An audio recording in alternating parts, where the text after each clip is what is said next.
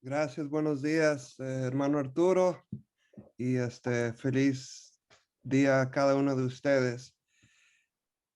En esta mañana vamos a compartir otra meditación de la palabra de Dios y les invito a que nos imaginemos cuando Jesús venga por la segunda vez, qué glorioso va a ser esa aparición, esa manifestación. No creo que hay forma como podamos imaginarnos de ese momento tan glorioso. Cuando Jesús venga en toda su gloria, todos sus ángeles, va a ser algo que no, nuestra imaginación nada alcanza lo lindo que va a ser eso. Y cuando Jesús estuvo en esta tierra, caminando esta tierra con sus discípulos, él a través del Padre reveló un poco de su gloria, lo que le llamamos la transfiguración. Y quiero hablar de la transfiguración cuando Jesús reveló de su gloria a sus discípulos. Y antes de eso, quiero compartir algo que a mí fue revelado. No sé cuántos de ustedes tienen ejemplos en sus vidas cuando algo les fue revelado, así como Jesús reveló su divinidad a los discípulos. Algo ha sido revelado a ustedes que ha cambiado su vida. Yo tengo una pequeña historia de lo que me pasó a mí. Yo viví 30 años en Nueva York, yo nací ahí y estuve viviendo en esa región cuando cayeron las Torres Gemelas en el 2001. Yo estaba en la universidad, lo que le llaman la licenciatura, mi bachelor's.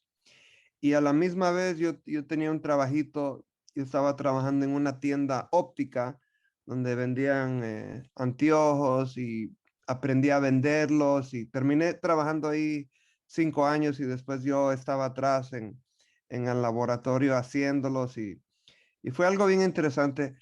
Bueno, en una de esas que estaba trabajando en esa tienda, ya había pasado el 9/11, menos de un año, unos meses.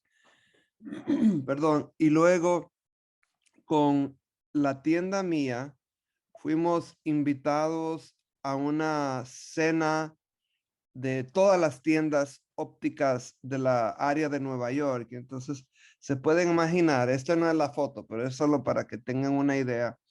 Se pueden imaginar, yo estaba en una mesa con todos los de mi tienda, otros vendedores y otros los que hacían o este, producían los anteojos, los espejuelos eh, atrás en el laboratorio. Estábamos todos en una mesa y de la misma manera en esa cena habían diferentes mesas con diferentes tiendas y yo, como les digo, era más joven y era bien inmaduro y también con los que nos estábamos sentando y nos lo estábamos pasando bien, habíamos comido postre y ahí estábamos pasando buen tiempo hablando y en eso comienzan a mostrar un video, apagan las luces, comienzan a mostrar un video de los víctimas del 9/11 y específicamente los de la cadena, o sea, otro sucursal de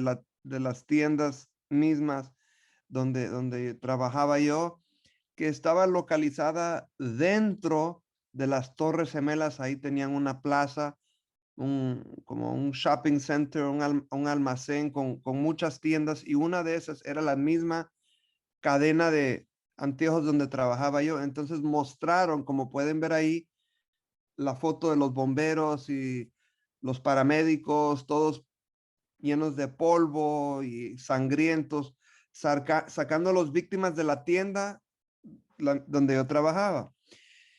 Y mi mesa estaba así como que todavía risa, y no nos estábamos poniendo serios para el momento. Era un momento bien solemne, bien delicado y nosotros, jajaja, nos estábamos riendo. Entonces, el gerente de nuestra tienda que estaba en nuestra mesa, el manager, nos regañó y nos dijo, ok, ya muchachos, pónganse serios, lo que estamos viendo es algo bien delicado, por eso no se rían y nosotros seguíamos con los comentarios y las risotadas y no lo justifico, no lo defiendo, yo fui cómplice, yo fui culpable, pero ¿saben cuándo me di cuenta de la falta del respeto de mi mesa? Fue cuando se terminó el video, prendieron las luces y dijeron, y aquí están los sobrevivientes de esa tienda en nuestro medio. ¿Y saben dónde estaban? En la mesa, precisamente a la par de nosotros. Y ellos y se pararon, y ellos habían escuchado todas las risotadas, todos los comentarios, y para mí fue una tremenda vergüenza. Yo dije, no, ¿cómo puede ser? Como dicen, tierra, trágame. Y, pero ahí es donde yo aprendí, fue una lección para mí, algo fue revelado para mí, donde yo entendí de no jugar con cosas que son así de tan delicadas. Y llegó un momento cuando Jesús tuvo que decirle a sus discípulos la misma cosa. Él le dijo básicamente, discípulos, muchachos, yo pronto voy a morir. Y si tienen sus Biblias, me estoy refiriendo a Mateo capítulo 16. Yo creo que hasta acá los discípulos la llevaban de la más bien. Jesús es nuestro maestro, nuestro amigo, nada malo va a pasar. Pero Jesús en varias ocasiones y en Mateo 16 es una de esas donde él básicamente les dice, esto es bien serio, yo voy a sufrir, yo voy a morir y voy a resucitar. Y como que ellos no lo captaron, como mi manager me decía a mí, yo no lo capté, hasta después que Jesús murió, resucitó. Ahí es cuando los discípulos al fin lo captaron. Y la revelación, la transfiguración, jugó un papel bien importante en eso y eso vamos a meditar. Entonces, en Mateo capítulo 16 dice ahí por el versículo 13 que Jesús andaba en una área que se llama eh, Cesarea Filipos, que hoy en día es un país que le llaman el Líbano, en inglés es Lebanon. Él andaba por allá hasta allá arriba y se calcula que eran 6 meses aproximadamente antes de que él fuera crucificado. Y esta región está un poco lejos, como no sé si alcanzan a ver aquí en este mapa, pero está lejos, pueden ver Nazaret, Galilea hasta allá abajo, y estaban, se calcula que unos 15 días de viaje, porque iban a pie y digamos que iban en camello, no sé, aún así, eran varios días de caminar en el desierto. Y Jesús los llevó hasta allá lejos para compartirles estas gran noticias que él tenía que morir. Y fue por allá arriba que fue la transfiguración. Bueno, Jesús comienza esta gran revelación con una pregunta de rompehielo. Y está en Mateo 16, versículo 13. Él le pregunta a sus discípulos que quién decían los hombres por ahí que era él, Jesús. Entonces nos acordamos que algunos decían, bueno, un profeta como Elías, y otros dijeron él esto, lo otro, el maestro. Pero entonces ahora Jesús les hace la pregunta más directa y dice, ¿y ustedes o vosotros quién dicen que soy yo? Y se acuerdan bien que Pedro era el más impulsivo, el que hablaba antes de pensarlo, ¿no? Y él esta vez contestó bien y dijo, tú eres el Cristo, el Mesías. Y Jesús le dijo, muy bien, dice el versículo 16, respondiendo Simón Pedro, tú eres el Cristo, el Hijo de Dios, viviente. Y Jesús le dijo, muy bien, Pedro. Y Jesús hasta le dijo, tú eres Pedro, y sobre esta roca edificaré mi iglesia, y las puertas de la muerte no prevalecerán contra ella. Y yo me imagino Pedro tal vez sacó el pecho, se lo subieron los humos, se pensó así un poco más de los otros discípulos, tal vez hasta que, como que los miraría y les dijeron así como, vivieron, yo sé más que ustedes. Pero no había pasado mucho donde Jesús les dijo en el versículo 22 que él tenía que morir, sufrir y resucitar. Y como que Pedro no escuchó resucitar. Y entonces Pedro le comenzó a reprender a Jesús y a regañarlo y básicamente le decía, no, no, no, no, no, el Cristo no va a morir, el Mesías no muere, el héroe de la historia de la película no muere, Jesús, estás equivocado.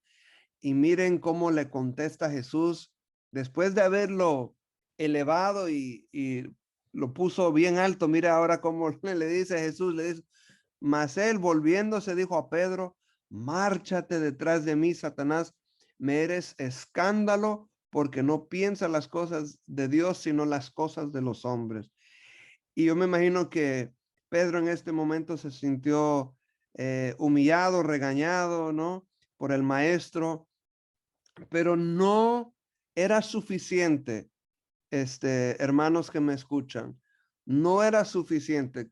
Regresando a la historia, como yo les dije de mi manager que nos dijo, hey muchachos, pónganse serios. Jesús está tratando de decir, miren, es serio la cosa, entiéndanme.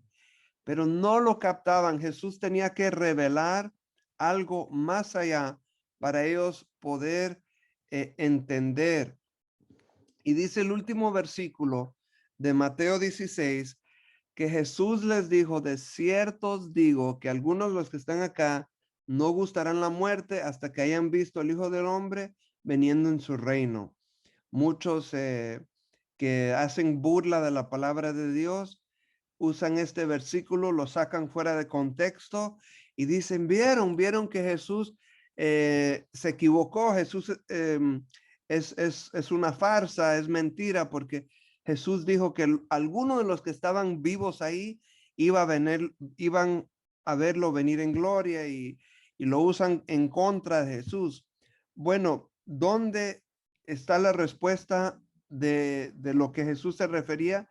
Está en el siguiente capítulo, que es un versículo después. Es Mateo 17. Dice que 6 días después tomó a Jesús, a Pedro, a Jacobo y a su hermano Juan hacia un monte alto. Entonces Jesús, cuando dijo que los que estaban, algunos de los que estaban ahí lo iban a venir ver en gloria, Jesús no se equivocó. Esos algunos eran estos tres, Pedro, Jacobo y Juan, que vieron la transfiguración en un monte. Y saben algo bien interesante para los que les gusta estudiar la palabra de Dios. En todos los evangelios no se registra un lapso de tiempo como acá en Mateo 17, donde dice, y 6 días después, como que es un puente de un capítulo al otro, y el escritor, el autor, nos está como que dejando bien claro que lo que acababa de acontecer está ligado, conectado a lo que ahora vamos a ver en un momento. Ahora, hermanos, ¿por qué Jesús no llevó a los 12 discípulos a este monte y por qué no se reveló, se transfiguró en frente de los 12? ¿Por qué específicamente estos tres? Yo tengo una idea, un concepto que voy a compartir por qué solo estos tres en un momento, pero también yo me pongo a pensar en mi vida. A mí me gustaría ser amigos con todos, especialmente en la iglesia, pero lamentablemente por cuestiones de la vida, por el tiempo, por mi personalidad, tal vez no siempre encajo, como dicen, no soy monedita de oro para caerle bien a todos, ¿no? Y eso es lamentable, pero es la realidad. Y Jesús, me imagino yo, estaba tratando de trabajar con los que él podía, ¿no? Y él hacía la invitación, pero no era posible. Pero la otra razón más específica de por qué Jesús se reveló con Elías y Moisés a sus costados, a solo a Pedro, Jacobo y Juan. La razón es, la vemos en Mateo capítulo 16. En Mateo capítulo 16, en el versículo 37, cuando Jesús estaba en el jardín del Getsemaní, estaba sumamente angustiado. Imagínense ustedes temiendo por su muerte y él diciéndole a sus amigos, amigos, tengo miedo, me voy a morir, velen conmigo, oren conmigo. Y los amigos se quedaban dormidos. Bueno, dice el versículo 37 que específicamente él tomó a estos tres, Pedro, Jacobo y Juan, y como que quería, valga la redundancia, ayudarlos a entender la misión de él tener que venir, morir, resucitar, pero ellos no lo entendían en su totalidad. Y creo yo, hermanos de Sabana que me están escuchando y otros acá conmigo, que Jesús todo esto lo hizo, la transfiguración, y ahora aquí en el jardín del Getsemaní con estos tres discípulos en especial, porque sabían que ellos iban a sufrir y quería animarlos, quería dejarles algo de impacto para que cuando ellos estuvieran en la tristeza, en la amargura, podían acordarse cómo Jesús les había mostrado, les había animado, les había enseñado. Y yo me pongo a pensar en nuestras vidas también, ¿no? Hay muchos momentos gloriosos, lindos con Jesús. La vida va bien, hay salud, hay prosperidad material, ¿verdad? No hay necesidad, pero lamentablemente no siempre puede ser así. A veces van a venir aprietos, van a venir pruebas, dificultades. Y Jesús quiere que nos acordemos que Él está con nosotros. Él nos ha animado desde antemano, nos ha preparado y permite que pasemos esas pruebas porque Él sabe que somos lo suficientemente, no fuertes, pero capaces de sobrepasar esas pruebas con la ayuda de él. Ahora, yo les muestro un pequeño video del cambio.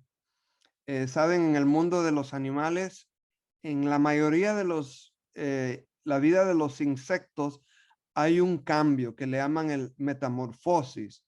En el griego, la palabra original es metamorfeo y es un cambio completamente diferente donde lo anterior ya no es nada como lo antes. Ahora meditemos, pensemos en un gusano donde vive, cómo nace y lo que come y eventualmente cómo se transporta, cómo camina y eventualmente llega el día donde se mete en este cocoon, se envuelve y ¿qué sale? Algo totalmente diferente, donde ya no come donde comía antes, ya no se transporta como antes, ya no vive donde antes. Es un cambio completamente drástico de la noche a la mañana. Y esto es, hermanos, lo que Jesús esperaba de sus discípulos, que ellos se pusieran serios, que entendieran lo que estaba aconteciendo en el momento. Y es lo mismo con nosotros, hermanos. Cuando realmente Jesús está en nuestra vida y nos ponemos entre comillas serios y dejamos las cosas de la vieja vida, de la naturaleza pecaminosa, van a haber cambios completamente de la noche al día. Ya no vamos a comer, ya no vamos a vivir como antes, ya no vamos a pensar como antes. Ya no vamos a andar, ya no nos vamos a comportar, hablar como antes. Va a ser un cambio completamente diferente. Y Jesús quiere hacer ese cambio para nosotros. Pero ¿saben qué pasa? Que a veces las palabras no son suficientes. A veces Dios se tiene que revelar en formas poderosas para nosotros entender la seriedad, la severidad del pecado y que no es juego, es algo de vida y muerte. Jesús quiere que hagamos cambios en nuestras vidas. Ahora, en lo que voy aquí aterrizando, concluyendo para esta mañana, hubieron dos personajes con Jesús en la transfiguración. ¿Quiénes fueron? Como ya les dije hace un momento, estaban Moisés y Elías. Moisés representa el pasado, como muchos de nosotros sabemos. Ahora, algo interesante en Deuteronomio capítulo 34, ¿saben? Según Deuteronomio 34, comenzando el versículo 5, ¿saben quién enterró a Moisés? Si leen esos dos versículos, según la palabra de Dios, dice que Dios mismo enterró a Moisés cuando él murió. Y si leemos Judas, capítulo 1, bueno, solo tiene un capítulo, pero Judas 1, versículo 9, dice que hubo una batalla por el cuerpo de Moisés. El diablo estaba molesto por el cuerpo de Moisés. Y si vemos el profetas y como patriarcas y profetas, el, esta autora, la sierva de Dios, nos revela más detalle qué pasó en ese momento cuando Moisés murió y antes de que Jesús lo resucitara, ¿qué había pasado? Dice que hubo una batalla donde Satanás estaba furioso, que por qué, con qué derecho Dios iba a tomar el cuerpo de Moisés. Entonces, miren la acusación que yo subrayé y puse más oscuro y puse con un fondo amarillo. Miren la acusación del diablo con Moisés, que como Moisés no pudo guardar la ley de Dios, y no el mismo, que su mismo pecado hiciera desterrar a Satanás del cielo, que eso no tenía el derecho para Dios ayudar a Moisés. Tremendo, ¿no? Tremenda acusación. Y como sabemos la historia, Dios resucitó a Moisés y se lo llevó al cielo. Pero saben que, hermanos, el mismo conflicto, la misma acusación es con cada uno de nosotros, donde cuando venga Jesús en gloria o tengamos que dormir antes, ténganlo seguros que el acusador por cada una de nuestras almas, por cada uno de nuestros cuerpos, está diciendo, ese tu hijo, ese tu hija, no es digno de que tú te lo lleves al cielo. Y él está furioso, está enojado, pero ¿qué dice Dios? No, este es mi hijo, este es mi hija, yo sé quiénes son ellos, yo he pasado tiempo con ellos. Yo he estado sufriendo en el jardín del Getsemaní y ellos estuvieron ahí a mi lado, compartimos ese dolor y yo conozco el dolor de ellos, yo me he revelado, me he transfigurado, han visto mi gloria, ellos me conocen y yo los conozco y Él nos va a defender, hermanos. Jesús está abogando por nosotros porque hemos pasado tiempo con Él. Jesús tuvo que sufrir. Y él tuvo muchos momentos de grato con sus discípulos, pero llegó el momento que él tuvo que sufrir y morir. Pero ahí terminó la historia, ahí no terminó la historia. Él resucitó. Y lo mismo pasa con nosotros. Desafortunadamente, nosotros vamos a tener que sufrir. Pero ahí termina la historia. No, ¿verdad? Aunque suframos, aunque tengamos que descansar, dormir en el Señor muchos antes de que Jesús regrese, posiblemente, Jesús promete resucitarnos y Él va a pelear por nosotros. tengámoslo seguros, hermanos, pero antes tenemos que entregar nuestra alma a Él, estar con Él. ¿Quién era el otro que estaba ahí con Jesús en la transfiguración? Era Elías, ¿no? Y Elías. la historia de Elías dice que Elías estaba luchando con un rey débil, Acab. En inglés es Ahab. Y había una reina mala, ¿no? Jezabel. Y habían falsos profetas, como conocemos bien la historia, donde hubo una escasez, no hubo agua, una sequedad. Y como sabemos bien la historia, Elías dijo, vamos a edificar altares y el que logre descender fuego del cielo, ese es el Dios verdadero. Bueno, y luego él dice que llevó los profetas y los mató ahí todos a la par de un río. Pero esta historia de un rey del pueblo de Dios que se apostató, una reina mala que vino, mala influencia, y los falsos profetas que eran los trabajadores. Esa historia se va a repetir. Por eso Elías representa el futuro. Em, y también Elías representa Juan el Bautista y Eliseo a Jesús, el Mesías, el prometido, el que siguió. ¿Y cómo murió Juan el Bautista? Hubo un rey débil, ¿se acuerdan la historia? También hubo una reina mala, Heroditas creo que se llamaba. Y luego también hubo una hija, una jovencita que era su cumpleaños. Y el rey débil le preguntó a esta jovencita qué quería para su cumpleaños. Y la reina mala, ¿se acuerdan? Como Sí. ella percibía que Juan el Bautista estaba criticando el matrimonio de ella, que le había sido infiel, etcétera. Ella odiaba a Juan el Bautista y utilizó estas circunstancias para decirle a la jovencita que pidiera la cabeza, que degollaran a Juan el Bautista y traeran la cabeza.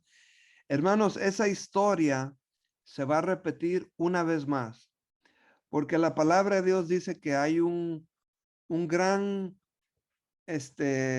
líder, Lucifer, que es el gran dragón, que se ha apostatado. Él estaba en el cielo con Jesús, pero le dio la espalda a Jesús, prefirió el pecado, prefirió su egoísmo antes de cualquier otra cosa. Y hay un anticristo, como le llamamos a nosotros, y esto lo pueden estudiar, un cuerno pequeño, un líder religioso en esta tierra. Y también están sus seguidores, los falsos profetas.